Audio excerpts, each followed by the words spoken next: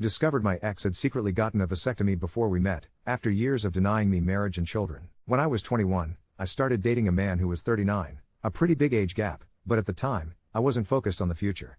Life at home was in chaos. My dad left because of drugs, my mom's mental health was on the decline, and all my energy went into keeping my family afloat. In the middle of it all, my boyfriend became the steady presence I could rely on. We moved in together, and I landed a job as a teacher so I could contribute more financially. The future, for once, seemed a bit more secure. Then, a few months into our relationship, he told me, very clearly, that he would never want children or get married. It hurt me deeply. Those were two things I wanted more than anything, but I tried to push it aside. I held on to hope that he'd change his mind, or that he'd love me enough to reconsider. The first time we had a real conversation about it, I was 23, and we were on holiday. We ended up tabling the discussion until December, just to get past the holidays without drama. But then December came and went, and we delayed again, waiting for our lease to end in March. We kept kicking the can down the road. When March rolled around, we signed up for another year in our flat instead of ending things. I guess I was stuck in the comfort he provided, unable or unwilling to face the heartbreak I knew was coming. Then, Easter that year, we went to Italy to visit his family. His little niece turned to him and asked, "When am I going to have a little cousin? I think Op would make a lovely mummy." He just laughed and said, "That will not be happening." The comment stung. On a long coach ride to the airport, I finally brought it up. That's when he was brutally honest. Not only did he not want children, but he also encouraged me to find someone else sooner rather than later, as if my age was a ticking clock. I remember staring out the window at his tiny Italian village, realizing I might never see it, or his family, again. We'd already spent 3 years together by that point. Back in London, life continued, and we even started looking at nicer flats closer to my job. It felt like things could still work, but then, out of the blue, he suggested we go for a drink and told me he couldn't move in with me again. He felt like he was wasting my time. I moved out when our lease ended, which, as karma would have it, was right on my 25th birthday, the saddest birthday weekend of my life. We had one final drink, I got into the taxi, and cried the entire way down our old street. But we couldn't quite let go. We kept seeing each other on weekends, falling back into old patterns even though the relationship was technically over. Then, he told me he would be moving abroad to Dubai by the next September. We made a pact, when he moved, we would finally break up for good. And we did, well, technically. We kept in touch as friends. We talked endlessly about what being friends would look like for us. During this time, he encouraged me to look for jobs in Dubai. Teaching in the Middle East had always appealed to me, tax-free salary, accommodation perks, and importantly, no flatmates. I applied for one job and, somewhat to my surprise, I got it. At this point, I was fully out of the relationship. I felt liberated, ready to move on after years of a dead-end partnership. I wanted new adventures, new connections, maybe even a future with marriage and children. Fast forward to May 2025, 8 months after our breakup, and he invited me to Italy for a visit. He was working there temporarily and had an Airbnb with space for me to stay. There was someone new in my life, a coworker, nothing too serious, but it was fun, light, and free of all the weight my ex and I shared. In Italy, my ex asked about my romantic life, and I told him. We'd always had these theoretical talks about seeing other people, but this time it was real. He completely lost it. Angrier than I'd ever seen him, he accused me of not valuing our relationship, while he claimed that, despite seeing other women, he could only think of me. The next morning, I found him in the same position, clearly having not slept at all. We argued, but I decided to stay a little longer, and we tried salvaging what we could of the visit. At some point, that old spark flickered again. He started begging me to get back together. Had he changed his mind about kids and marriage? No, he hadn't. He wondered why he wasn't enough for me, called me cruel for wanting children more than our relationship, and even proposed marriage. I reminded him he didn't believe in marriage, but he insisted he didn't mind it, he just didn't want kids. He became desperate for me not to leave and attempted to change my return ticket. In the end, I stuck to my plans and flew home. What followed was a relentless wave of emotional messages. Some were sweet and flattering, others guilt-tripped me for not cherishing our history as much as he did. Then came controlling accusations about me seeing someone else, even demanding I stop. On what would have been our 5-year anniversary, he sent me flowers with a note, telling me he'd asked for me back one last time. I asked if he had changed his mind, he hadn't. I told him there would be no getting back together, and he replied with a long, heartfelt message. We started with flowers, we will end with flowers, insisting he wanted to cut off contact. I felt devastated, but also a strange wave of relief that this intense chapter might finally close. But it wasn't over. 2 days later, he messaged again, this time saying he had changed his mind. He wanted to marry me and have children, even said he'd start therapy. He actually did. For me, though, it was way too much. All of this emotion and upheaval right as I was packing up my life to move to Dubai, a brand new place, far from our memories. He insisted we could get through anything if I just loved him enough. I felt completely overwhelmed, unable to fully enjoy my final weeks with my friends in the city where I had started to finally find myself. I asked if we could do 2 weeks of no contact before my move to Dubai, because I desperately needed space to think and to focus on the logistics of such a huge transition. I also told him that when I arrived in Dubai, I wanted to wait a month before seeing him, just so I could settle in and try to make some friends for myself first. The thought of going through another Italy situation alone was unbearable, and I wanted to avoid repeating that isolation. His response stunned me. He sent a really unkind message, telling me how unfair he thought I was being. He insisted I'd be nowhere without him, that I'd still be in my small hometown, even though he met me when I was already living in London. In that moment, I felt like this was the end of us. A month into Dubai, we met up again. Out of nowhere, he dropped onto one knee and brought out a ring, the ring I've always wanted, and asked me to marry him. He told me I didn't need to answer right away, he just wanted me to know he was serious about a future together. He apologized for how he had reacted, admitting he had no idea how to handle the situation and that he wanted a life with me. Surreal doesn't even cover how I felt. All the things I'd cried and begged for over the last 4.5 years were suddenly right in front of me, but I couldn't quite feel them. After he left, and after a wine-fueled surge of excitement, I did the classic mistake, took a picture of the ring on my finger and sent it to my 2 closest friends and my mum. Of course, regret immediately followed. I shouldn't have done that. I told him we needed to hit the brakes, and if it was truly going to work, we had to slow down and date again, start from a new beginning. He came over the very next day. I was swamped with my new job, buried in work, and stressed to no end. Then, 2 days later, it was my birthday, and he told me to meet him after work at a location I didn't recognize. When I arrived, it was an estate agent's office. He told me to pick a house. There was a project where they were building new homes. He bought one, just like that. Everything was moving so fast I could barely breathe. He instantly referred to the house as ours, the place we'd have our babies. For the next few weeks, we saw each other every weekend, going through the motions, but I still didn't feel normal. Deep down, I couldn't shake the belief that he didn't really want children. He only got back together with me because that's what he thought would make me happy. I brought this up with him, and he admitted that in his ideal life, it would be just me, no kids. That admission shook me, and I started to realize that I'd spent too much time with him, not nearly enough time building a life for myself in this new country where I knew nobody. He told me he was going to Italy for work for 2 months. That's when I really broke down. I told him I couldn't keep living like this. I suggested that while he was in Italy, we go completely no contact, just for some proper space so we could both figure out what we wanted. He agreed, and left 6 weeks ago. In that time, there were 3 phone calls and some texts, nothing for the first 2 weeks. When we did talk, he said how sad he was, how much he just wanted me back, how love could get us through anything. I felt completely torn. This was everything I'd wished for all those years, but the past year had felt unbearably heavy. While we were apart, I started dissecting the relationship, looking at it from all angles. I realized I'd been truly unhappy with many things, the way he wasn't always there for me, the way he sometimes blamed me when I was ill, or downplayed my achievements, instead of celebrating them. There was this one time I got a nasty eye infection during the most stressful period of my life, struggling through my first teaching placement and everything at home. My face was horribly swollen. I got medication, then headed on the train home to my family, and he texted something awful, how his DCK hurt and he had too much work to be sitting in an STI clinic, that he was in so much pain. I explained I just had a blocked tear duct, not an STI, and that we'd been together 18 months. He lashed out with more messages, saying things like, "Thanks a lot, your vagina has smelt very bad for months and I have been telling you." He hadn't said anything to me before. Yes, I'd had a yeast infection at the start of the year, treated immediately and it never came back, but during that time he was incredibly unkind, telling me he'd been with so many women and never experienced anything like it. I felt disgusted with myself, and I never really dug into how much it hurt until we split. Another time, I had a cancer scare and needed scans. With no family in London, I asked him to come because I didn't want to be alone. He agreed, but then texted me that I was childish for not being able to go to the doctor alone, and complained about his own work being disrupted. When he arrived, he complained in front of the nurses as my name was called. He made a show of coming in, saying, "I haven't come all this way for nothing," even though it was a cancer exam. The nurses asked him to leave and then questioned me, which was humiliating. Then, there was our last Easter together. We went to Germany and I got a chest infection on the plane, couldn't stop coughing. He complained endlessly about having to make 2 trips to the pharmacy, told me for months that I ruined the whole trip because he couldn't focus in the museums. When I finally got a merit in my master's in history, something I didn't even think I'd pass, let alone get that close to a distinction, all while finishing my teacher training year, I desperately wanted to go out and celebrate. He didn't want to. I begged him all week, and when I finally got him to the pub down the road, he complained constantly, wanted to go home, suggested we could drink there. We didn't even finish our drinks. Yet at the same time, there were good times too, times when I was so broke before we moved in together that I couldn't afford groceries, and he filled my fridge with all my favorites without a word.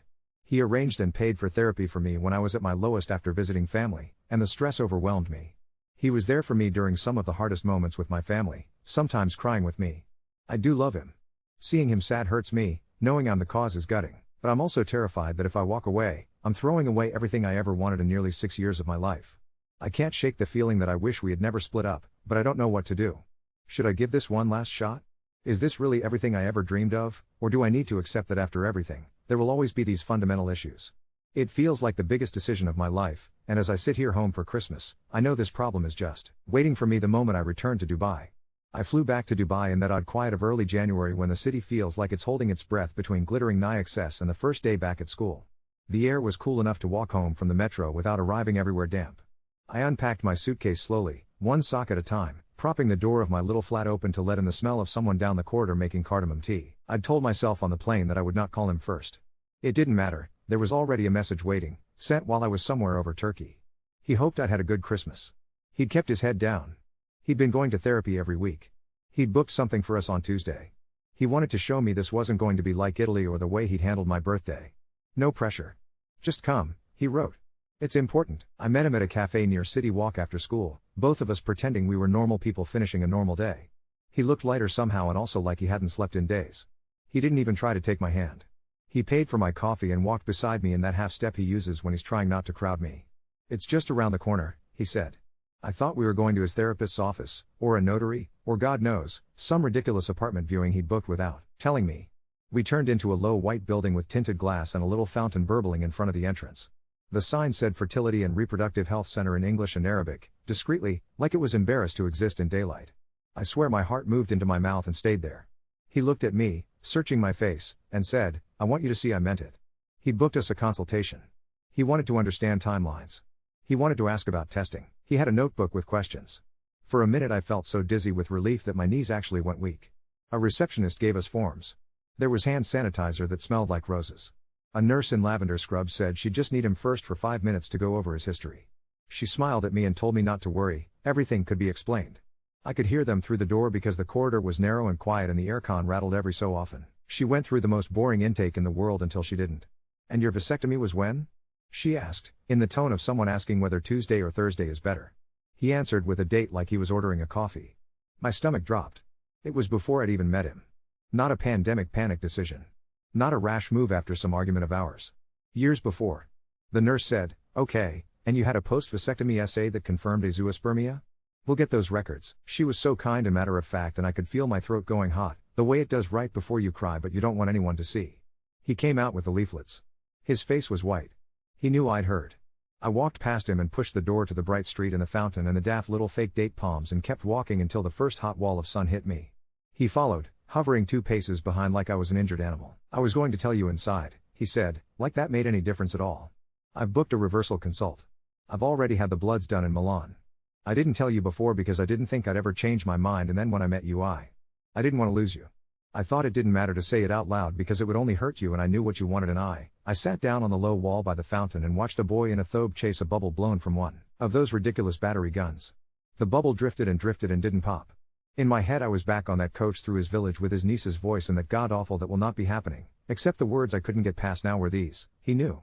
He knew all along in a way that didn't even need a philosophical conversation. He knew with a signature on a patient consent form years before he put his toothbrush next to mine. He knew when I cried at a Christmas advert with a baby in it. He knew when I begged to talk about timelines and he told me December was a better month. He knew when he stared at me in the airport and told me to go find someone else because my clock was ticking. He knew when he bought a ring. I didn't shout. I think if I'd shouted I would have felt better. He kept saying it was because he didn't want to hurt me. How is this less hurt? I asked, finally, how is sitting in a fertility clinic and finding out through a door less hurt? He said he thought if he could show he was fixing it, that would be. I don't even know what he called it. A gesture. A solution. He used those stupid business words that have no place next to words like baby and wife and body.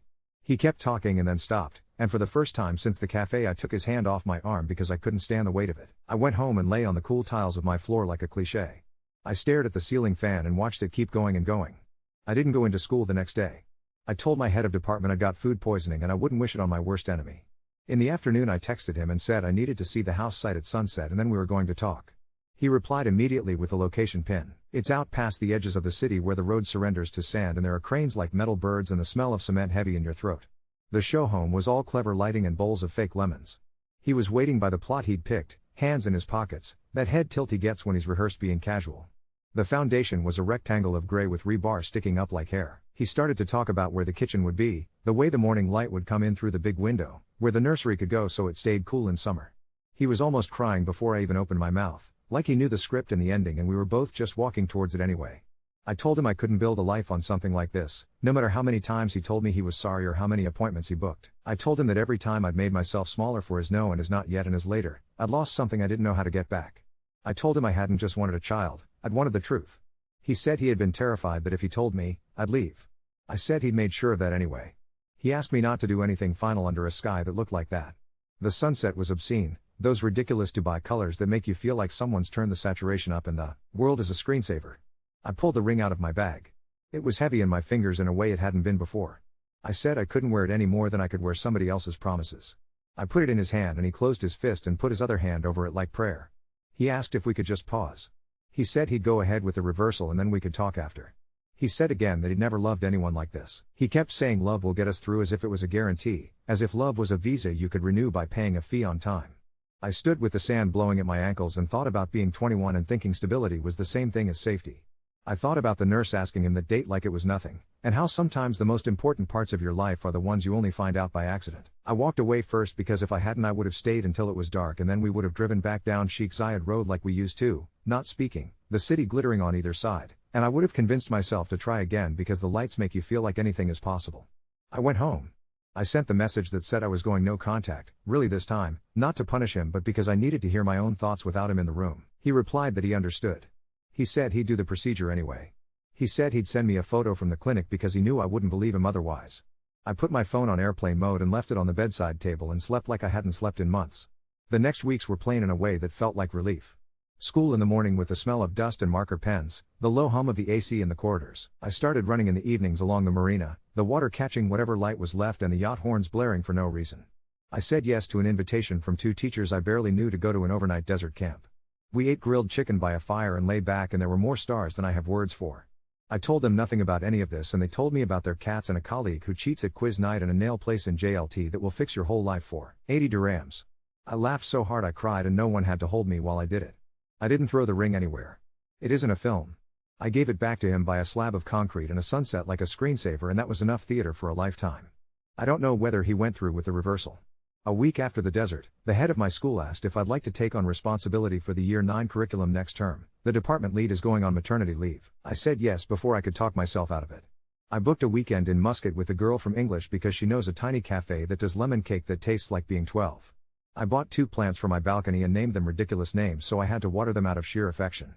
Every now and then I catch myself on the metro and think I'm about to cry, and then I don't.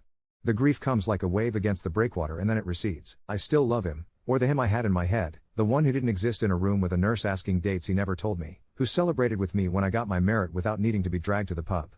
But love is not a miracle cure. Love is not retroactive honesty.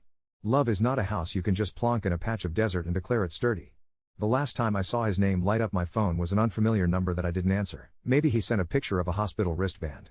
Maybe he wrote a novel. Maybe he was just making sure I was still there to read it. I let it go to voicemail and then let the voicemail sit there unheard. I walked out onto my balcony and watched a crane swing steel over a building that wasn't mine, and for the first time in a long time, I felt something that wasn't fear or guilt or wishful thinking. It felt like space. It felt like I'd finally given myself somewhere to grow. Ramadan crept in and the city changed temperature in ways that weren't just about heat.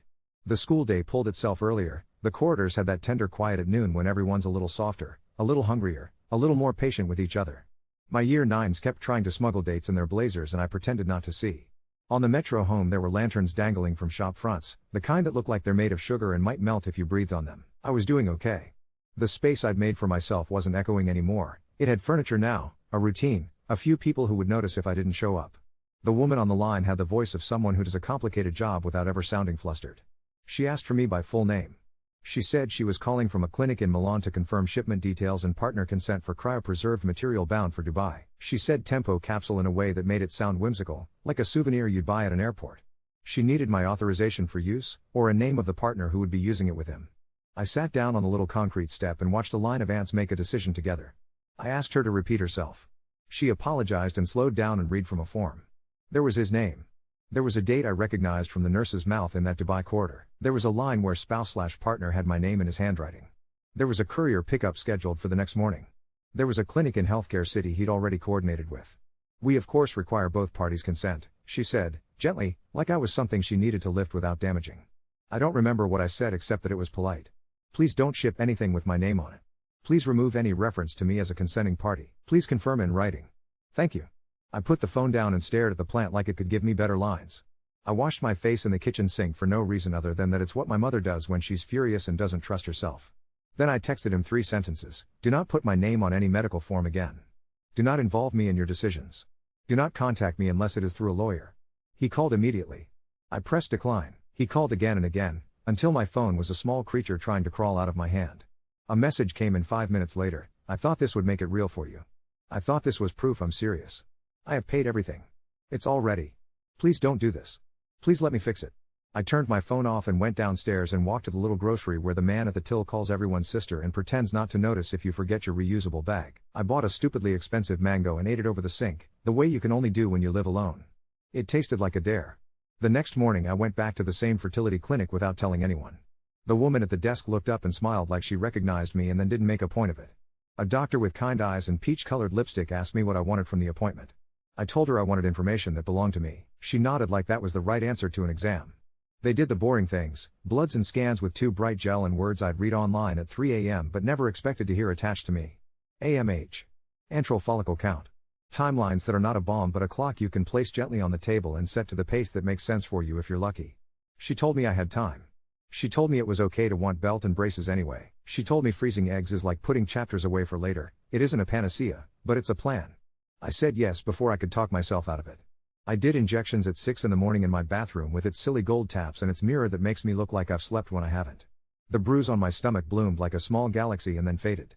One of the girls from English came round and sat cross-legged on my rug and held the leaflet while I did the first one because my hands were shaking and we both laughed so hard I had to sit on the floor. The nurse at school with the sensible shoes and the softest voice gave me a spare sharps bin and said she was proud of me like I'd told her I'd learned my times tables. On retrieval day the air smelled like antiseptic and the radio in the taxi played that one Ed Sheeran song that makes every driver in this city think they're in a music video. I lay there with a hairnet flattening my fringe and let a stranger keep count of a tiny harvest from a body I have mixed reviews of. When I woke up, somebody had put a warm blanket over me and there was a cup of tea that was both too sweet and exactly right. The doctor came in and told me a number. It wasn't a miracle. It was enough. It belonged to me. On the way home, my phone vibrated with an email from the Milan clinic. They'd cancelled the shipment. They'd updated their records. They were sorry for any distress caused. There was an attachment I didn't open. I forwarded the email to my personal folder where I keep boring adult things like tenancy contracts and copies of my passport and the receipt for the desk I assembled wrong and refused to disassemble out of principle. I didn't hear from him for 2 weeks and then his sister messaged me on Instagram with a picture of a sunset over their mother's balcony in Italy, an accidental double exposure of the sky and a reflection of her own face in the glass. He is not well, she wrote, in English that is better than she thinks it is. He says he wants to make right and I don't know what is right here. I wanted to say I am sorry for the clinic. I didn't know. She told me he had finally told his parents about the vasectomy and there had been shouting and silence and the kind of family history that tends to live under the table until someone kicks it by accident. She told me she hoped I was happy in Dubai and that she misses me but understands. I told her I was okay. I told her I wished them peace. I told her none of this was hers to fix. By the end of Ramadan the city had the fizzy, slightly delirious energy of people staying up too late to eat sweet things and then trying to do algebra on not enough sleep. My kids drew crescents that looked like smiles and stapled them to a display board until it looked like the sky was grinning. At the Year 9 assembly I did the bit where you stand on a stage and pretend you aren't terrified of your voice leaving your body and not coming back. Afterwards one of my quietest boys, the one who writes his answers so small you have to squint to read them, waited until everyone had gone and said, "Miss, I think you are brave." I wanted to tell him I don't feel brave, that my bravery is mostly admin and showing up, but instead I told him, "Thank you," and then went to the staff bathroom and cried for 3 minutes and came back with concealer that didn't match. On the first day after Eid, I met the girl from English at the airport for our ridiculous 2-day Muscat plan. We ate lemon cake in a cafe where the owner insisted on adding extra icing because we were thin like needles, which is both untrue and the nicest thing anyone has said to me in a month. We walked along the Corniche until our calves ached and bought perfume in a shop where the old man behind the counter sprayed half the bottles onto my wrist and called each one by a name like it was a person. "This one," he said, tapping the one that smelled like orange blossom and new paper. "This one is for starting again."